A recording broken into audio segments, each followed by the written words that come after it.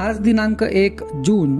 आजच्या प्रवचनाचा विषय कर्तेपणा टाकणे हाच परमार्थ. दोरीला जो साप म्हणून समजला तो बद्ध, पण दोरीला दोरी म्हणून ज्याने ओळखले तो मुक्त समजावा. देही मी नव्हे हे ज्याला समजले तो मुक्तच. सत्य ज्ञान करून घेणे म्हणजेच मुक्तावस्था आहे. बद्ध दशा आम्ही निर्माण केली. काळजी, तळमळ आणि दुःख ही बद्धपणाची लक्षणे होत. तर कोणत्याही परिस्थितीत आनंदात राहणे हे मुक्तपणाचे लक्षण आहे. जागे होणे म्हणजे मुक्त दशेला येणे आहे. माझ्याजवळच आहे, पण ते ठाऊक नाहीसे झाले आहे. भगवंताला विसरल्याने मी देही असे म्हणू लागलो.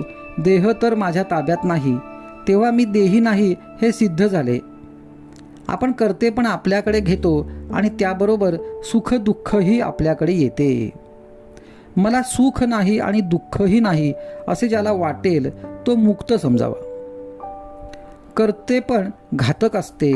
मी एवढा मोठा वाडा बांधला, प्रपंच चांगला केला असा प्रापंचिकाला अभिमान वाटतो, तर संन्याशी मठाचाच अभिमान धरून बसतो.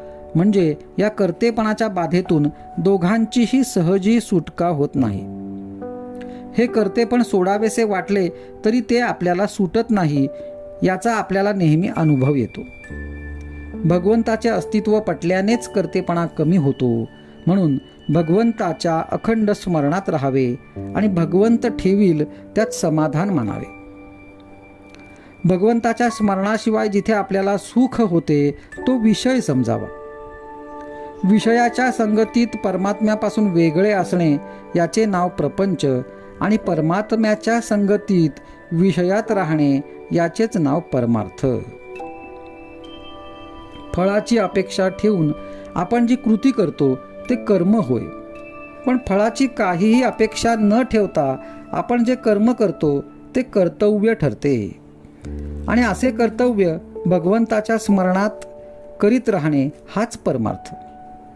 हे करीत असताना भगवंताला दृष्टीआड न होऊ देणे याचेच नाव अनुसंधान होय. समजा आपण एखादे चांगले पुस्तक वाचित बसलो आहोत. इतक्यात आपल्या पायाला एक मुंगी चावली. त्याची जाणीव आपल्याला कशी चटकन होते. ती जाणीव सर्व शरीरभर व्यापून असते. त्याचप्रमाणे भगवंताच्या अनुसंधानाने प्रपंचाला व्यापून ठेवले पाहिजे. प्रपंचातला कोणताही उद्योग करताना अनुसंधान टिकवावे. अनुसंधानाचा अभ्यास करावा. भगवंताचे अनुसंधान आपल्याला भगवंताकडे घेऊन जाते. मी अनुसंधान टिकवीन असा मनाचा निश्चय करावा. आजचा सुविचार. आपले कर्तव्याला न विसरावे, भगवंताचे अनुसंधान राखावे.